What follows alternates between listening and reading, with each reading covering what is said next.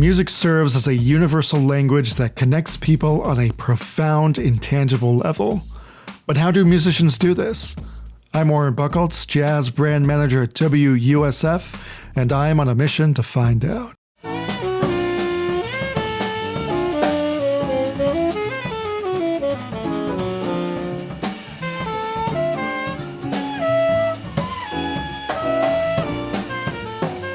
Meet Dylan McHann. He is an accomplished saxophonist and composer based in Miami, Florida, and plays tribute to some of the greats like Thelonious Monk and John Coltrane. He's performed at prestigious clubs like Dizzy's Coca-Cola and at festivals like the Monterey Jazz Festival. I spoke with Dylan over Zoom about his upcoming show at Studio 620 on Saturday, April 5th. The show honors two jazz giants, Horace Silver and Cedar Walton. I hope you enjoy my conversation with Dylan McHann.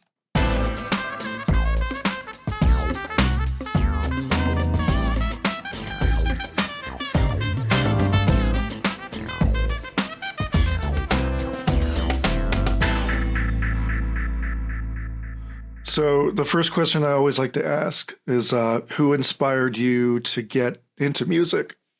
It's a combination of teachers that I had right in front of me, but also reinforce that with who I was checking out, like records and different musicians.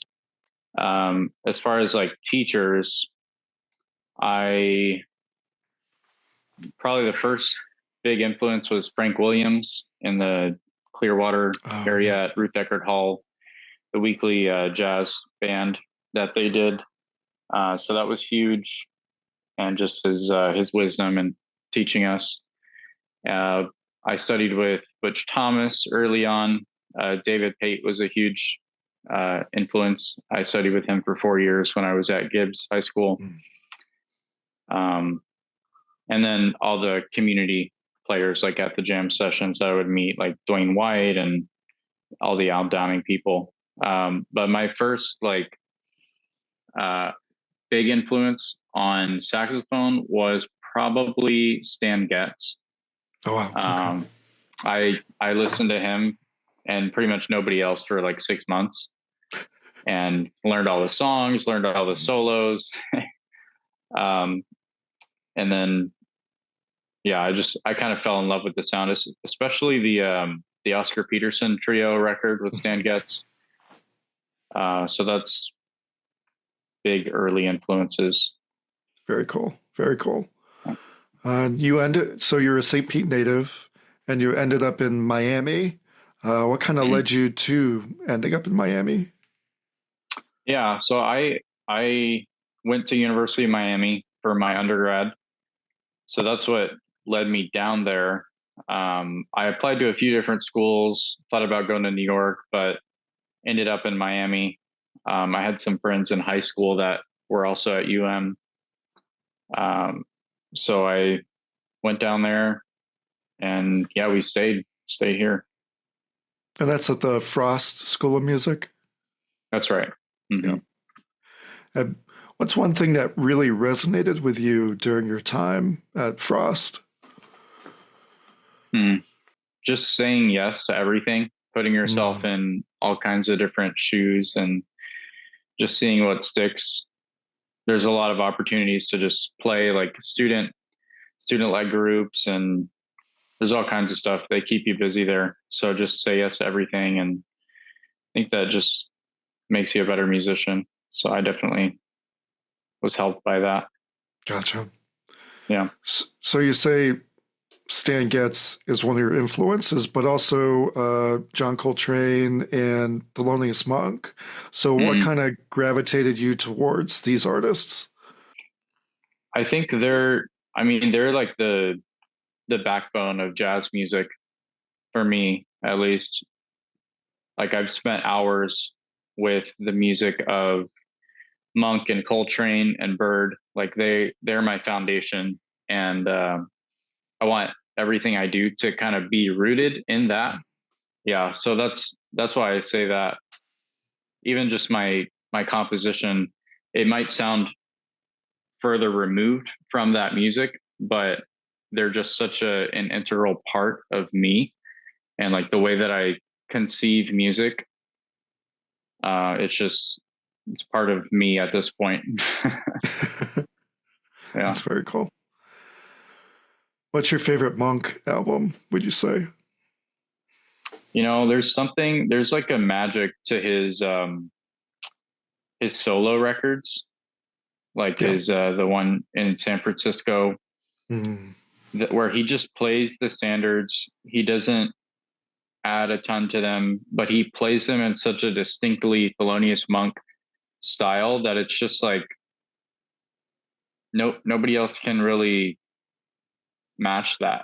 So yeah. it's so distinct, but not because he's adding so much to it, but because of what he's not doing, and also because of his touch. He has such a distinct touch, and you just hear it right away. Like that's his statement on the art, and I just really respect that. And they're gorgeous albums. He plays them Yeah. really beautifully. I was able to pick up an original of his self-titled album, Monk, and Mm, that one blows me away every time I listen to it. yep, yep. Mm. So you've kind of been around. You've been in some prestigious clubs, like Disease Club Coca-Cola. Can you tell me more about that experience? How did that feel for you? Yeah, that was awesome. It was an opportunity through Frost. They have like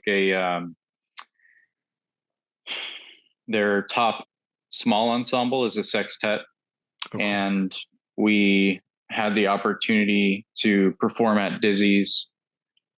And this is a group that's very similar to like a jazz messenger style, where everyone in the group gets to write, everyone gets to arrange.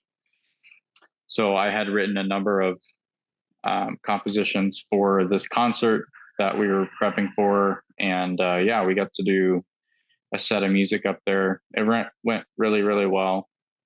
Um, yeah, I love performing my music. It's always fun, and that venue is kind of like a special place. And we got a really good turnout too. Okay. It was just excellent evening, so I really enjoyed that. I've never been able to get up there to that club. What's the venue like inside of it? Yeah, it's very classy. So if you think about like Jazz at Lincoln Center, it's all Mm. in one kind of space with Rose Hall, um, the other like medium sized venue they have. I can't remember the name of it. And then they have Dizzy's Club, which is their smallest venue. A lot of small groups. You can do big band there too, but it's really classy. You like in the backdrop, you can see like Central Park and Oh, a really very great cool. view of the city. So it's a really special venue. That's so cool. One day Yeah, I hope to get up there and just see some jazz up there. yeah, yeah. It's the place to be. Do you prefer performing in these smaller, intimate clubs, or are you more of a, say, larger festival kind of guy? I definitely prefer smaller venues because I prefer acoustic music. Hmm. So, like, if you can't hear the bass, you're too loud, type of thing. Yeah, And I'm not like dogmatic or anything. The bass player can have an amp or whatever, but um, I just prefer to hear everything live, like mm, as it is in the room, which is why I really appreciate venues like the Village Vanguard or Smalls. Like, you don't, it's just the instruments, and musicians actually have to listen to each other to determine like how loud I'm going to play so that I can still hear that person and respond to what they're saying. gotcha. Mm-hmm. So you write songs, but you also cover songs as well. That's correct. Yes. Yeah. I love composing. I mean, I think even just the example of someone like Horace Silver and Cedar Walton, like being members of the Jazz Messengers, Art Blakey encouraged them to bring music in. So they're composers. They're obviously amazing improvisers. Like we can do the same, like take that same grain. So I like doing both. Can you walk me through how you compose, write a song? What's your process? Yeah. So it depends, but most often I'm sitting at the piano. I don't usually involve my saxophone because I I need to wrap my head around the whole idea. So if I can see it, if I can hear the melody with the chords and play the rhythms together, it gives me a better idea of my what I'm going for. Yeah. So I'll usually be at the piano. Sometimes a song will come out in like 45 minutes, or sometimes I'll be working on it like all month and I'll spend an hour on it a couple times a week. And it's like, I know it's a good idea, but it takes a lot longer to get out, Yeah.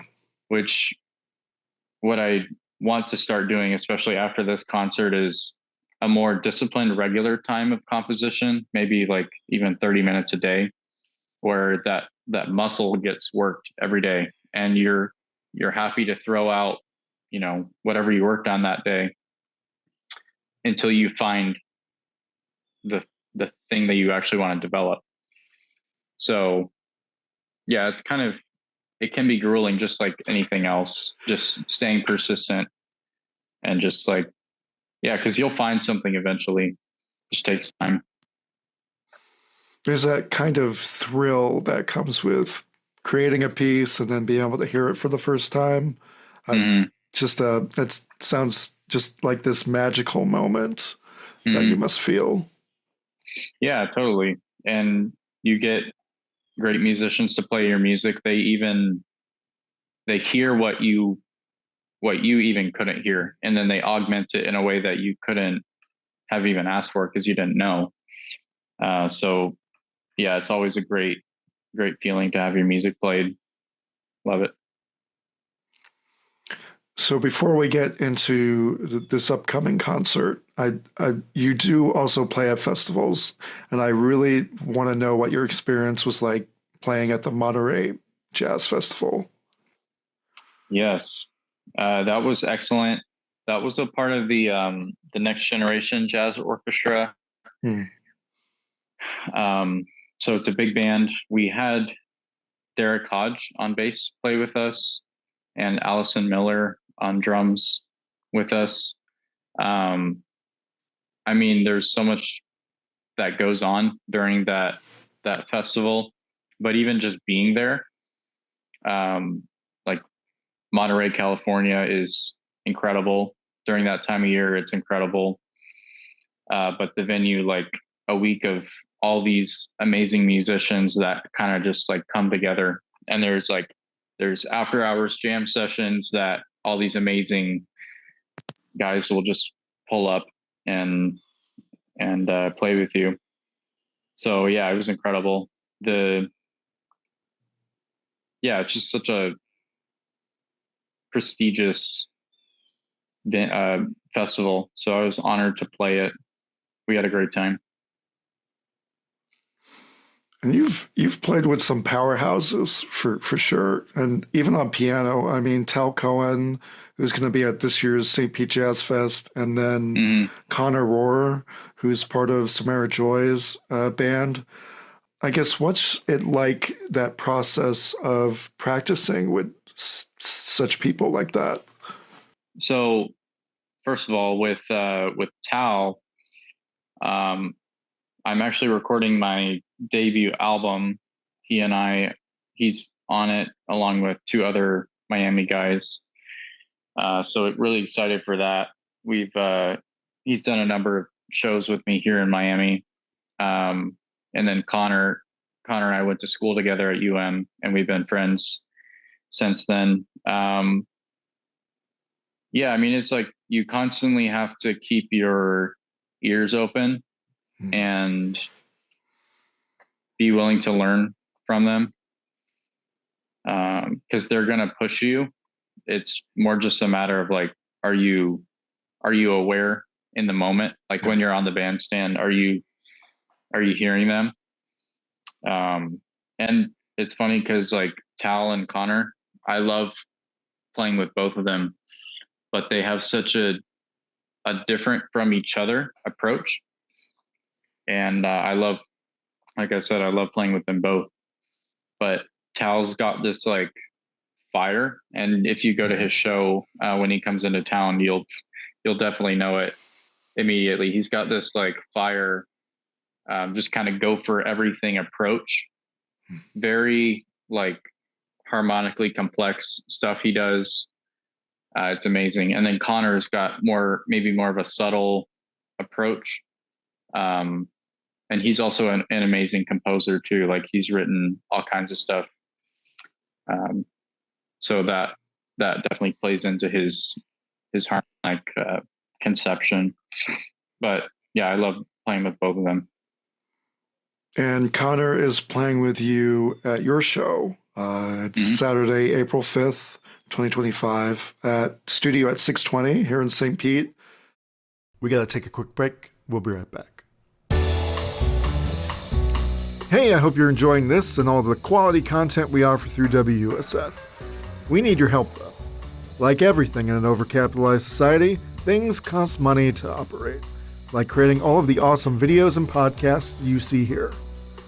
Now, I could bring out the puppies and play to Sarah McLachlan and you break down and hit donate, but I think we're bigger people here. So, if you're able and willing, please donate your dollars today by visiting wusf.org/donate to get started. Anything helps, and your money goes toward producing all of this content, supporting our community, and a whole lot more. And if enough people do this, maybe these annoying ads will go away. Puppies! Donate today.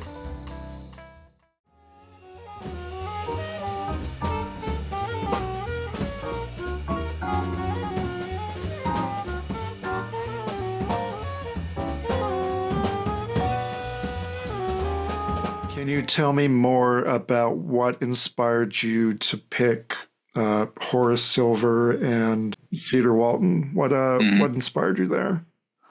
I recently have done more of a deep dive in the compositions of Cedar Walton. A lot of people here in Miami like to play a little bit of his lesser known works. Like a lot of people play Martha's Prize and Hindsight and Bolivia. Bolivia is more well known, but I really, really love those songs. And I wanted to know, like, okay, what else has he done? So that's a little bit of where the idea for this show came in. And then when I was in college, I did the same thing with Horace Silver, because I was in the, I think it was the Horace Silver ensemble. It might actually, no, it was the Art Blakey ensemble. So we were just doing different Messengers songs. So I had learned as many Horace Silver tunes as I could. And yeah, I just think it's so fun to uncover and revive the songs that people don't know as much, right? Because they know the artist. We all know Horace Silver, and we might know a song or two of his, but there's this incredible catalog of songs that we don't play as much. So yeah, just wanting to bring those back. They don't get played nearly as much as they should, partially because some of them are more difficult. They have intricate bass lines. They've got hits. Like if you're going to play the song, you actually have to know it. Yeah. So yeah. And then both of their compositional style, I love it. Like we're doing this song called Dear Ruth by Cedar Walton. And it's amazing, but also very simple, like tag on the A sections. And it's beautiful. Like I want to do the same thing for myself in my own compositions. It's something that maybe sounds complex, but it's simple, or the simple stuff actually sounds complex. Like it's just kind of fascinating. So that's where the idea came from. Just highlight these composers, revive works that people don't hear as much or play as much. What do you hope the audience resonates or takes away when they listen to this concert? I mean, even just supporting live music, first of all, um, that's very meaningful to us as artists. Like people actually want to hear the music, and like it's important work I think that we do in playing in general. So I appreciate when people support it. I also hope that people connect with the music because I connect with it, and I want that to translate when people hear it. It's like it's not just notes, it's not just chords on a piece of paper. We're putting our experience and our emotions into this. So I hope that translates to people. Yeah. Very cool. And you've got a great lineup of musicians on this, along with Connor on keys. You have Cooper Madden on bass, the great John Jenkins on drums. What's it been? Have you been able to practice with these guys? What's that experience been like? Yes. So we have not rehearsed yet. And what's funny is we actually won't rehearse until like an hour or two before the show All right, all right. because Connor and I obviously live in Miami, and on top of that, being so busy, yeah, we. That's why my job of getting all the music ready and having it perfect and ready to go is important, along with like the reference recordings.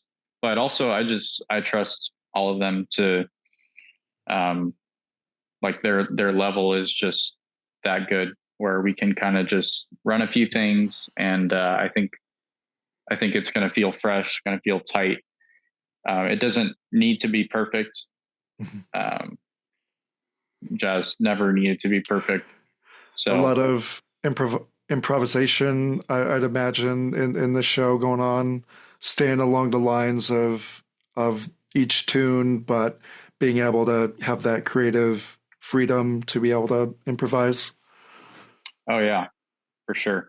Definitely want to highlight each member in a different way. And we've also got a special guest that I haven't announced yet, but we have a vocalist joining us Very for cool. one of the songs on Horace Silver's composition Peace. He actually wrote lyrics later on to the song.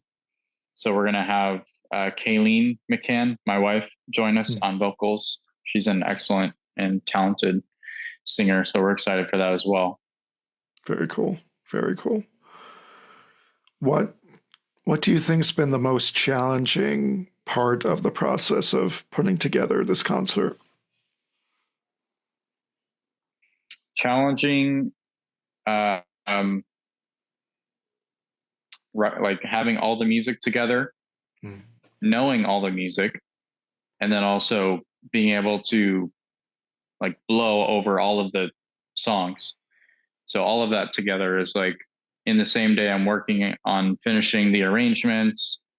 I'm working on just like remembering the song because I'm learning a lot of these for this show, and then practicing them as well. Like even Blue Silver I was working on yesterday. It's a Horace Silver tune. It's pretty tough, and I haven't played it before, so I'm trying to get all that together for this show. Yeah, that's probably the toughest thing. I'm going to flip it now. And what's been the most fulfilling part of putting this show together? Yeah, I mean, just discovering things I didn't know, like looking into the artists and learning their story. Like Horace Silver, a lot of people don't know this. He was heavily influenced by Lester Young, and he was a saxophonist in addition to playing the piano.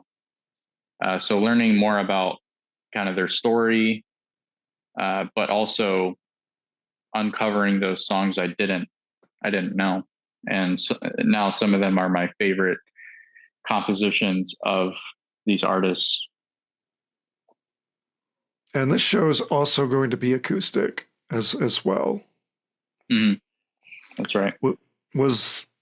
I know you've spoken a little bit about why you choose acoustic, but is there a choice for this venue, why you wanted to do acoustic? Yeah, I mean, it's partially from what I remember, Studio 620 is a, a little bit boomy. Mm-hmm. So as soon as we add amplification in there, it's going to just like wash everything together. So I wanted to try to keep everything as clean as possible to get a decent recording of it as well, so that I can use it for promotional material. But also just acoustic is, like I said, is my preference. We're listening to each other. We're in the moment. It helps me. Well, you've given me some homework. I'm really excited to listen to Cedar Walton. I haven't delved too far into his discography, so I'm really excited for this show too. You've talked briefly about your new debut album. Can you tell me a little more about where that's going? Yeah, totally. So we're recording in late April. Yeah, I got to a point where I was like, I have so much material, original compositions. I need to do something with them. Combined with, I need something to show for my music. So I want to record an album. So it's going to be all original compositions of mine. And I'm thinking of including some of the Cedar Walton music as well, as maybe an add-on, maybe have the Cedar Walton tunes like on Bandcamp for purchase with the album, and then have it on Spotify, just my music.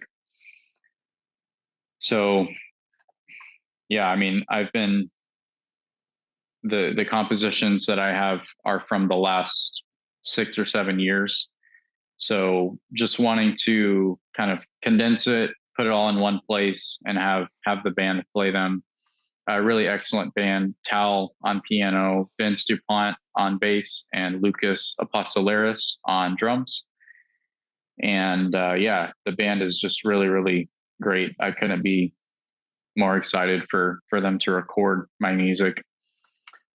And they're all kind of familiar with it already. We've done a few shows here in Miami where they've gotten to play the music. So I'm really excited. One of the compositions on it was a Downbeat Award category winner for composition for undergrad small group. And anyone who would qualify, who's in an undergrad small group, can record their composition, submit it to Downbeat, and then they select a category winner, and then I think 2 or 3 like honorable mentions.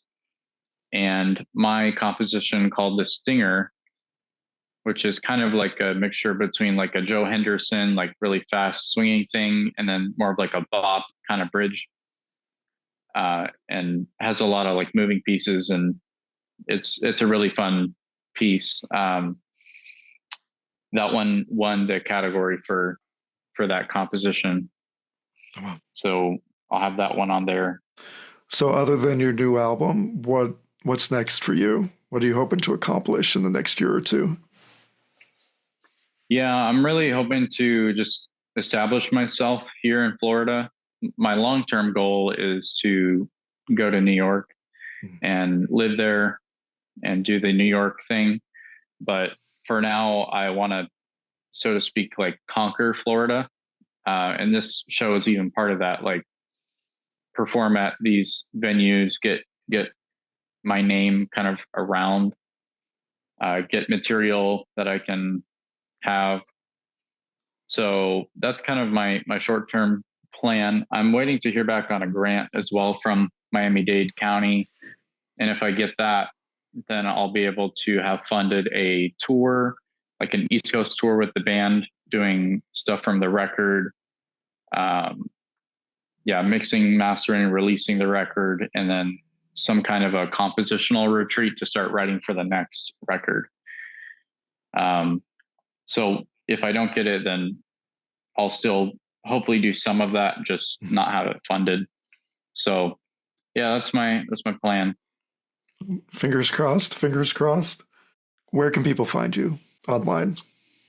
Yeah, I was off the grid for a while, but I now have a social media. My tag is Thelonious Monk on Instagram. So that's what I've got now. Website and links are forthcoming. So for now, it's social media, Instagram, and I've got some stuff on YouTube as well. Well, I'm excited for your show, Saturday, April 5th at 7:30 p.m. at Studio 620. This is going to be a wonderful show, and I'm really looking forward to it.